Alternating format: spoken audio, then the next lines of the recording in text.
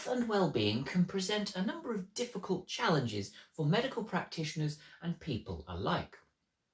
Whether that be undertaking a difficult procedure which requires fine-tuning and precision in detail.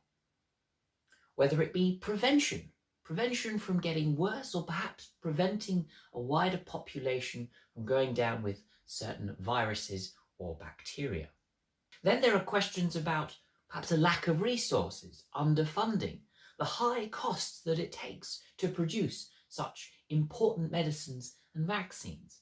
And then there is the abuse that staff receive and indeed the system as a whole itself receives. But this isn't a political show. In Australia, there are, of course, those bits and pieces I've just mentioned, but there is also the challenge of distance, where these medical facilities are and how easy is it to actually get to them. Well, in the early 20th century, the Reverend John Flynn thought that those living in the outback areas of Australia, mostly in the central portions, were finding it very difficult to get to the nearest medical facilities, hundreds and hundreds of miles away in some cases. So in 1928, after a decade of campaigning, John Flynn set up the Flying Doctors Service, now today called the Royal Flying Doctors Service.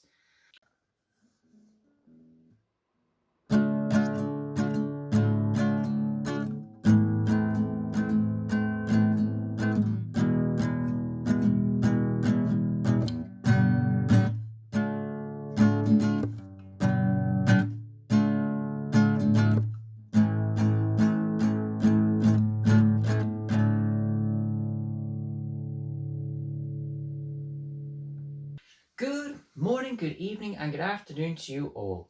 From those down the road to the folks around the world. Welcome back to another video looking at how the Royal Flying Doctors Service was created in 1928 and the stories that prompted the campaigning of the Reverend John Flynn.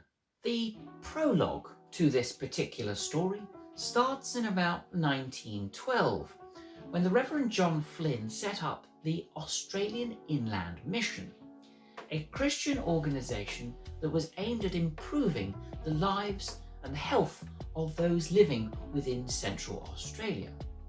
Though he wasn't building churches and handing out Bibles, he was constructing hospitals, paying for nurses, and improving the education standards of those living in Central Australia. But our story really begins with Chapter 1, 5 years later, in 1917, when a very tragic event caught the attention of John Flynn. In the month of August 1917, at a place called the Ruby Plains, which is located in Western Australia, some 2,500 kilometres north of the city of Perth, a young Jimmy Darcy was thrown from his horse and fell very badly injured, and could hardly move without incurring some form of agony. He was with a riding party, but he wasn't found for many, many hours after his accident. Now, the nearest person with any form of medical training was a bush doctor in a place called Halls Creek, some 50 kilometres north. A bush doctor is sort of a first aider, shall we say. Somebody who can do the basics and perform certain medical procedures, but is not necessarily a professional physician. This gentleman's name was Fred Tuckett, and not only was he the bush doctor, but he had, well, a plethora of other jobs associated as well. He was the postmaster, he was the protector of Aborigines, he was the registrar, he was the commissioner for the roads, he was the chairman for all of the licensing, he was a warden, and he was a magistrate. Jimmy Darcy was traversed that 50-kilometre distance over a 12-hour period, with a certain number of stops, because at times the agony was so perilous that the company thought that they would lose him. They left the Ruby Plains at roughly 2 p.m. and arrived at Halls Creek at, of course, 2 a.m. in the following morning. But upon arriving in Halls Creek, Tuckett, with all his experience as a bush doctor, felt that he could not assist in the case of Jimmy Darcy. But not willing to give up, he contacted an old friend in Perth, Dr. John Holland. Holland was given as much of a description as he could be given without actually seeing the patient in front of him, and quickly diagnosed the fact that Jimmy Darcy had a number of internal injuries, and more specifically, a ruptured bladder. Tuckett asked what could be done, and Dr. Holland instructed Tuckett to perform a series of small medical surgeries using only a penknife and unfortunately with no anaesthetic. The surgeries that Fred Tuckett performed on young Jimmy Darcy were by all accounts a success, and Jimmy Darcy was patched up. But the overall health of the young man was not improving. Tuckett and Holland were both unsure as to what was still ailing this young man. And seeing no alternative, Dr. Holland decided to make the 2,500 kilometre trek to get to Halls Creek.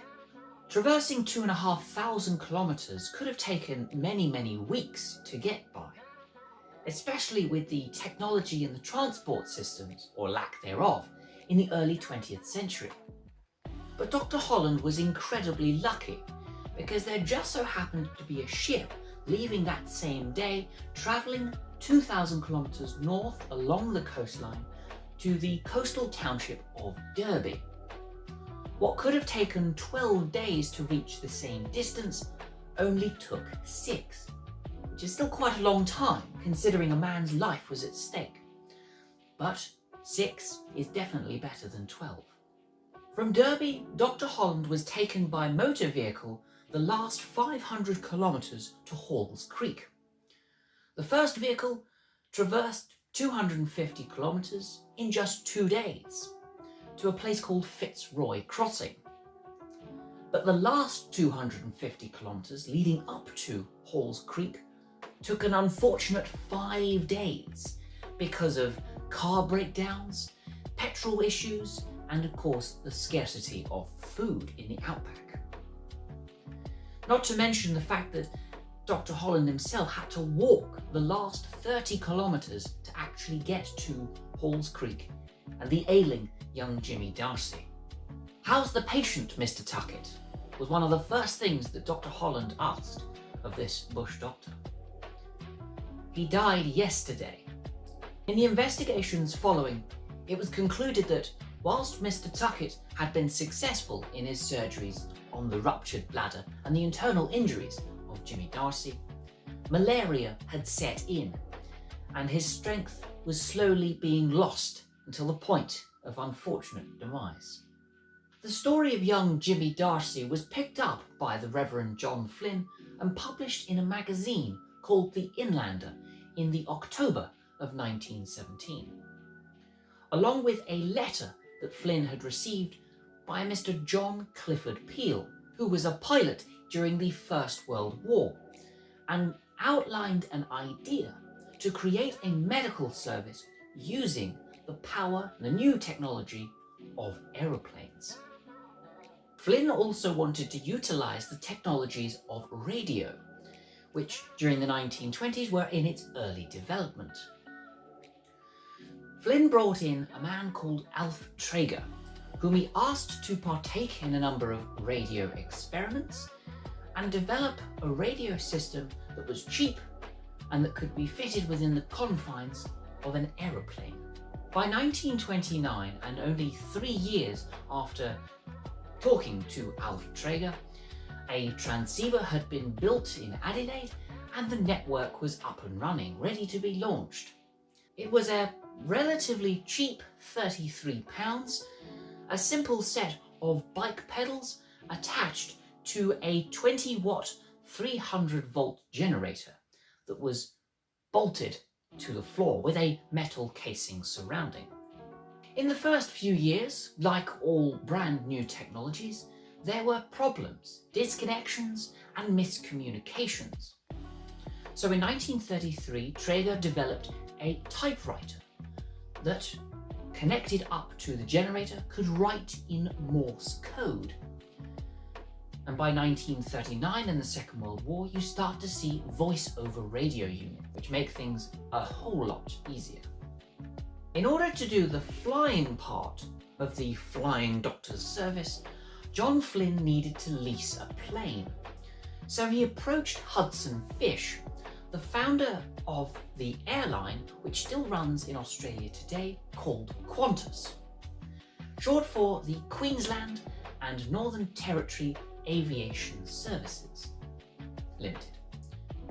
On the 27th of March 1928, Qantas and AIM signed an agreement allowing the hiring of a de Havilland DH-50 aircraft for this new Flying Doctor's service. It was named Victory and had a top speed of 80 miles an hour. The contract said that for every mile that was travelled in this new plane, 2 shillings of payment was to be given to Qantas. Half of that payment would be paid by the federal government, and half of it would be paid by donations. And so, on the 17th of May 1928 was the first launch of this DH-50 aircraft, the Victory, going from Cloncurry to Julia Creek. The service of the de Havilland DH-50 lasted until about 1934, when it was then replaced with the DH-83, also called the Foxmoth. I don't know much about planes, but of course, new technology, a lot faster, and Foxmoth just sounds way cooler.